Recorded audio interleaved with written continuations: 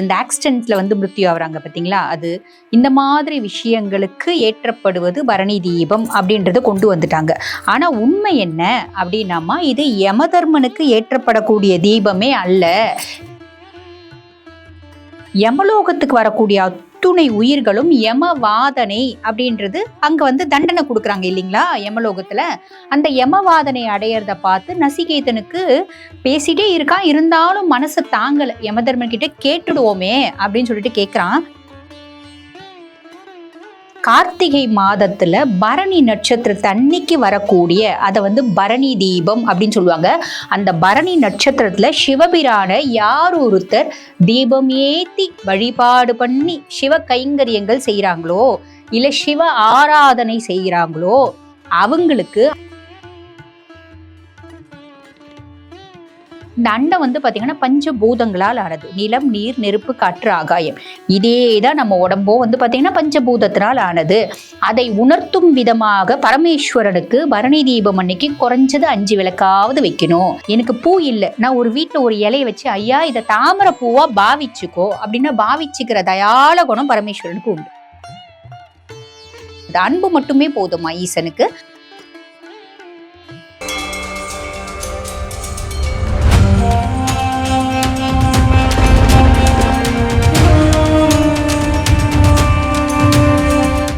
தமிழ் நேயர்களுக்கு வணக்கம். ஆலயம் தொழுவது மட்டுமல்ல ஆன்மீகம், அதன் ஆழம் அதிகம் அப்படின்றத உணர்த்துற வகையில நிறைய ஆன்மீக விருந்தினர்களை நம்ம சந்திச்சிட்டு இருக்கோம். அந்த வகையில இன்னைக்கு நம்ம கூட டாக்டர் தீபா அருளாளன் மேம் அவர்கள் தான் இணைஞ்சிருக்காங்க. வணக்கம் மேம். வணக்கம். இப்போ பாத்தீங்கன்னா தீபம் ஸ்டார்ட் ஆக போகுது. கார்த்திகை தீபம், பரணி தீபம், பஞ்சராத்திர தீபம் நிறைய இருக்கும். அதுல முதல்ல வரக்கூடிய அந்த பரணி தீபம் ரொம்பவே விசேஷமானது. அது குறித்த உங்களுடைய கருத்துக்களை சொல்லுங்க. பொதுவா பாத்தீங்கன்னா இந்த பரணி தீபம் அப்படின்னாலே இப்ப என்ன பண்ணிட்டாங்க அப்படின்னா அது யம தீபம் அப்படின்ற பேர் கொண்டு வந்துட்டாங்க.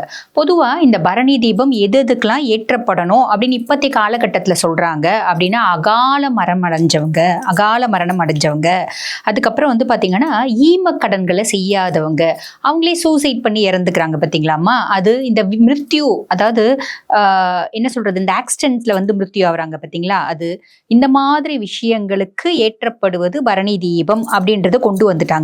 ஆனா உண்மை என்ன அப்படின்னாமா, இது யமதர்மனுக்கு ஏற்றப்படக்கூடிய தீபமே அல்ல, இது சிவபிரானுக்கு ஏற்றப்படக்கூடிய தீபம் அப்படின்னு நான் சொல்லல, சுயம் யமதர்மனே சொல்லியிருக்கார்.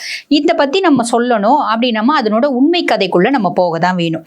இது பாருங்க, நசிகேதன் அப்படின்ற ஒருத்தர் என்ன பண்ணியிருப்பாரு, அவர் ஒரு உன்னத மனிதன். அவர் என்ன பண்ணியிருக்காரு, உடலோட யமதர்மன், அதாவது யமலோகம் போயிருக்காரு. யமலோகம் போய் யமதர்மனை சந்திச்சு யமதர்மன் கிட்ட பேசிட்டு இருக்காரு.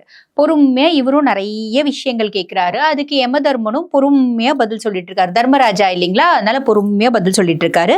அந்த நேரம் நசிகேதன் நிறைய காட்சிகளை பார்க்கறான். அது என்ன அப்படின்னா, யமலோகத்துக்கு வரக்கூடிய அத்துணை உயிர்களும் யமவாதனை அப்படின்றது அங்க தண்டனை கொடுக்குறாங்க இல்லைங்களா யமலோகத்துல. அந்த யமவாதனை அடையறத பார்த்து நசிகேதனுக்கு பேசிட்டே இருக்கான், இருந்தாலும் மனசு தாங்கல. யமதர்மன் கிட்ட கேட்டுடுவோமே அப்படின்னு சொல்லிட்டு கேட்கிறான். ஐயா, பூலோகத்துலதான் பாத்தீங்கன்னா மனுஷங்களா பிறந்து நிறைய இன்னல்களையும் இடையூறுகளையும் துக்கங்களையும் துயரங்களையும் மனுஷங்க அனுபவிக்கிறாங்க. இங்க வந்தாவது அவங்க நிம்மதியா இருக்கட்டுமே, இங்கேயும் ஏன் இந்த மாதிரி தண்டனைகளை நீங்க கொடுக்குறீங்க?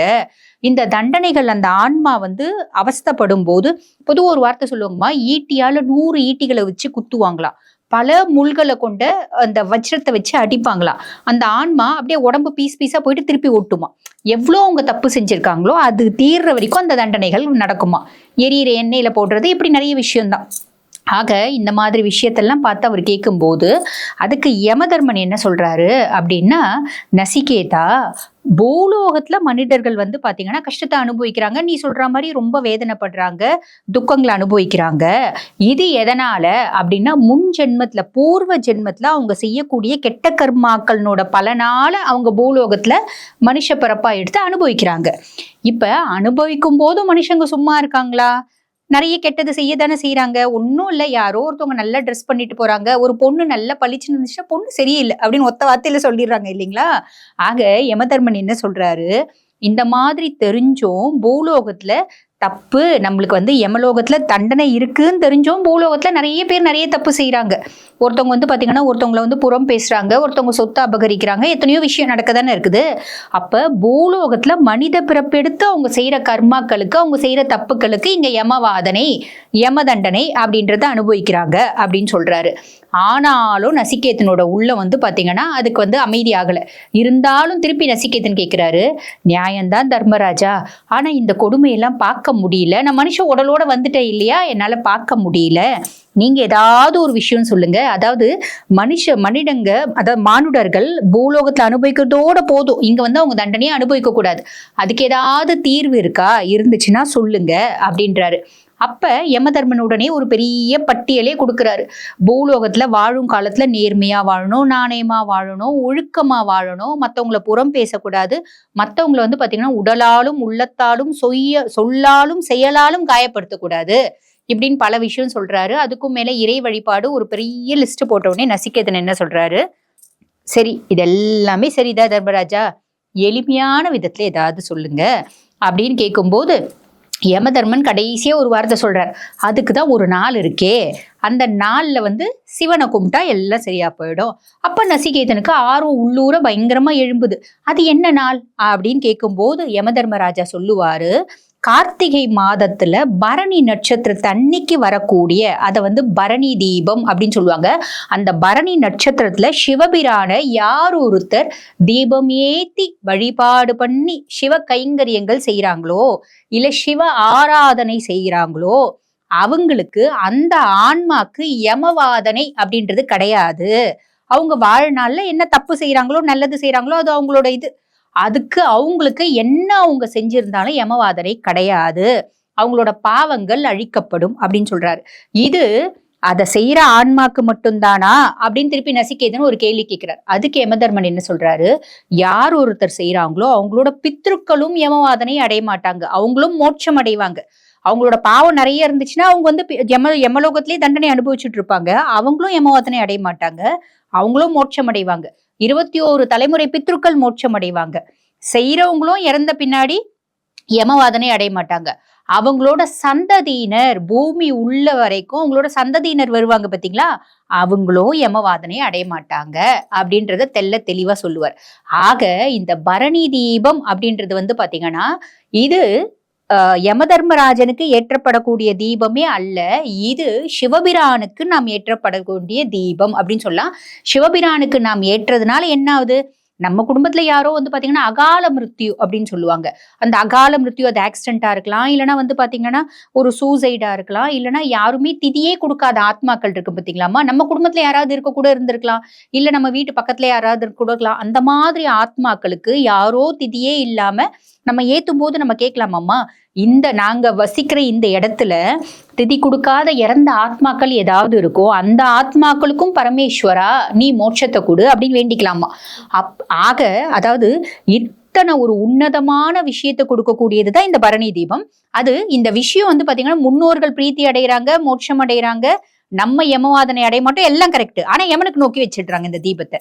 இது சிவபிரானுக்கு ஏற்றப்பட வேண்டிய தீபம். புரியுதுங்களா? இத திருமூலர் அழகா சொல்லி இருப்பாரு, அண்டத்தில் என்ன இருக்கிறதோ அதுதான் நம் பிண்டத்திலும் உண்டு. இந்த அண்டம் வந்து பாத்தீங்கன்னா பஞ்சபூதங்களால் ஆனது, நிலம் நீர் நெருப்பு காற்று ஆகாயம். இதேதான் நம்ம உடம்போ வந்து பாத்தீங்கன்னா பஞ்சபூதத்தினால் ஆனது. அதை உணர்த்தும் விதமாக பரமேஸ்வரனுக்கு பரணி தீபம் அன்னைக்கு குறைஞ்சது 5 விளக்காவது வைக்கணும், ஈசனுக்கு 5 விளக்கு நெய் விளக்கு வைக்கணும் அப்படின்றது அர்த்தமா இது திருமூலரும் சொல்லியிருக்காரு, யமதர்மனும் சொல்லியிருப்பாரு.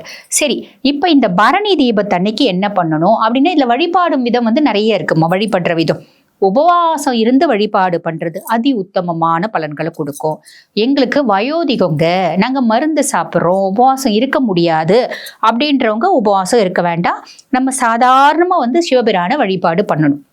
அகைன் வந்து பாருங்கம்மா, உபவாசம் இருக்கிறவங்க பரணி நட்சத்திரம் ஆரம்பிக்கும் போதே உபவாசம் இருந்து மறுநாள் கார்த்திகை தீபம் முடிகிற வரைக்கும் உபவாசம் இருந்து அண்ணாமலையார் கோயில்ல மலையில தீபம் ஏத்தின பின்னாடி அண்ணாமலையாருக்கு அப்படின்னு சொல்லிட்டு ஒரு அரோகரா போட்டுட்டு அதுக்கப்புறம் அண்ணாமலையாருக்கு நம்ம வீட்டுல விளக்கெல்லாம் வச்சுட்டு ஈசனுக்கு நிவேதனம் பண்ணிட்டு சாப்பிட்றது வழக்கம். புரியுதுங்களா? முடியறவங்க இப்படி இருக்கலாம், முடியாதவங்க பழம் பால் சாப்பிட்டுக்கலாம், இல்ல சாப்பாடே சாப்பிட்டுக்கலாம். தீபம் மட்டும் கண்டிப்பா அன்னைக்கு வைக்கணும். இப்போ தீபம் ஏத்துறத பத்தி சொல்லிட்டீங்க. அதுலயும் அந்த பரணி தீபம் ஏத்தும் போது நம்ம அண்ணாமலையாருக்கு எந்த மாதிரியான பூ வகைகள் வைத்து வழிபட்டா அது நமக்கு நற்பலன்களை கொடுக்கும் அப்படின்றத பத்தி சொல்லிருங்க மேம். அம்மா, ஈசனை வந்து பாத்தீங்கன்னா அடியாருக்கு அடியவன் பரமேஸ்வரன். ஈஸ்வரனை இப்படிதான் கும்பிடணும் அப்படின்னு ஒரு வரைமுறையே கிடையாது. இதுக்கு உதாரணம் நம்ம கண்ணப்பனை எடுத்துக்கலாம். கண்ணப்பன் பூர்வ ஜென்மத்துல அர்ஜுனனா பிறந்தான். ஈசன் நோக்கி கடும் தவம் இருந்து பாசுபதாஸ்திரத்தை வாங்கினான். அதனோட விட்ட குறை தொட்ட குறை அடுத்த பிறப்புல வந்து பாத்தீங்கன்னா ஒரு வேடவ குளத்துல அந்த குழந்தை பிறந்துச்சு. சின்ன பையன். அவனுக்கு வந்து பாத்தீங்கன்னா ஒரு முறை கேட்கிறான் அந்த சிவலிங்கத்தை பார்த்து, இது என்ன அப்படின்னு கேட்கும் போது, இது சிவன்னா யாரு அப்படின்னா கடவுள். அப்படின்னா கடவுளுக்கு என்ன பண்ணும் அப்படின்னா சாப்பிட்றதுக்கு கொடுக்கணும், தண்ணி கொடுக்கணும் போது அந்த குழந்தை என்ன பண்ணுச்சு, வாயில தண்ணி எடுத்துட்டு வந்து ஈசன் மேல ஊத்துச்சு. பன்னிக்கறி ஈசனுக்கு வச்சான். அங்க ஈசன் மேல இருந்த பாசம் தான் அவனுக்கு வந்து மேலோங்குச்சே தவிர பன்னிக்கறி ஈசனுக்கு வச்சான். ஈசனை சுத்தி டாய்லெட் போய் வச்சிருந்தான் அந்த குழந்தை. ஆனா எத்தனை நாள்ல அவன் வந்து ஈசனை சரணாகதி அடைஞ்சான்? ஒரு கண்ணை கொடுத்தான். அவனோட அன்பு மேலோங்குச்சு இல்லைங்களா? ஒரு கண்ணுல இருந்து ரத்தம் வந்துச்சு, கண்ணை புடுங்கி கொடுத்தா. நம்ம எல்லாம் கொடுப்போமா? கொடுக்க மாட்டோம். கண்ணை புடுங்கி கொடுத்தா இன்னொரு கண்ணுல இருந்து ரத்தம் வந்தோடனே இன்னொரு கண்ணையும் புடுங்கி வைக்கிறான். அந்த அடையாளத்துக்கு காலை வைக்கிறான் ஈசனோட லிங்கத்து மேல இல்லைங்களா, சிவலிங்கத்து மேல. அப்ப பரமேஸ்வரனை பொறுத்த வரைக்கும்மா ரொம்ப எளிமையான கடவுள். நீங்க என்ன வேணா வைக்கலாம். அம்மா ஒன்றும் இல்லைம்மா, எனக்கு பூ இல்லை, நான் ஒரு வீட்டில் ஒரு இலையை வச்சு ஐயா இதை தாமரை பூவா பாவிச்சுக்கோ அப்படின்னு பாவிச்சுக்கிற தயால குணம் பரமேஸ்வரனுக்கு உண்டு. புரியுதுங்களா? அதனாலதான் வந்து பாருங்க அவனை ஆசுதோஷ் அப்படிம்பாங்க. இப்போ ஒன்றும் இல்லைம்மா, இந்த பெங்கால் சைட்ல நம்ம போனோம்னு வச்சுக்கோங்களேன், எல்லாரோட பேர்ல ஆசுதோஷ்னு இருக்கும். அப்படின்னா என்ன அப்படின்னா கல்பத்தரு, கற்பக விருட்சம். கற்பக விருட்சம் எது கேட்டாலும் தரும். அது தேவலோக மரம் இல்லையா? அதே மாதிரிதான் சிவனும். நீ கேட்டதையும் கொடுப்பான், கேட்க மறந்ததையும் கொடுப்பான், கேட்க நினைக்கிறதையும் கொடுப்பான். உங்க வீட்டுல என்ன மலர்கள் இருக்கு, அதனால பரமேஸ்வரனை வழிபாடு பண்ணுங்க. ஆத்மார்த்தமா அன்பு மட்டுமே போதும் அப்படின்னு நினைக்கிற கடவுள் தான் ஈசன். அதனால எந்த பூனாலும் வைக்கலாம். இப்போ ஒரு வழிபாடு பண்ணும்போது தெய்வ வழிபாடுகளுக்கு இந்த நிற ஆடை அணிஞ்சா அந்த நற்பலன்கள் கொடுக்கும், இந்த எண்ணெயில வந்து நம்ம விளக்கேற்றும் போது அது நற்பலன்களை கொடுக்கும், நிறைய வழிமுறைகள் இருக்கு. அது எதுவுமே வந்து இந்த பரணி தீபம் ஏற்றும் போது நம்ம பின்பற்றலனாலும் அந்த நற்பலன்களை கொடுக்கக்கூடியது அப்படின்னு சொல்ல வரீங்களா? கண்டிப்பாம்மா, கண்டிப்பா. நீ யாரை நோக்கி நீ கும்பிடுற? சிவனை நோக்கி கும்பிடுற. சிவனுக்கு எந்த ரூல்ஸும் கிடையாது, ரெஸ்ட்ரிக்ஷன்ஸும் கிடையாது, நார்ம்ஸும் கிடையாது, டேர்ம்ஸும் கிடையாது. எல்லாமே இருக்கு. இல்ல அதுதான் வந்து பாத்தீங்கன்னா பரமேஸ்வரன். ஒன்றும் இல்லாம ஒரு சுமங்கலினா கையில வளையலோட தான் ஹஸ்பண்டுக்கு சாப்பாடே போடணும் அப்படின்ற ஒரு விதி இருக்கு. அது என்ன மாதிரி ஆன்மீகவாதிகள் எத்தனையோ பேர் பேசதான் செஞ்சிருப்போம். ஆனா பரமேஸ்வரனோட வழிபாடு, நீ காதுல கம்பல் போடாத, ஒரு வளையல் போடாத, நீ நிறைஞ்ச சுமங்கலியா இருந்தாலும் எதுவுமே போடாம நீ செஞ்சாலும் அந்த பூஜை ஈசன் ஏத்துப்பான். நிர்மாலயம், அதுதான் வந்து சிவ வழிபாடு அப்படின்றது. அன்பு மட்டுமே போதுமா ஈசனுக்கு.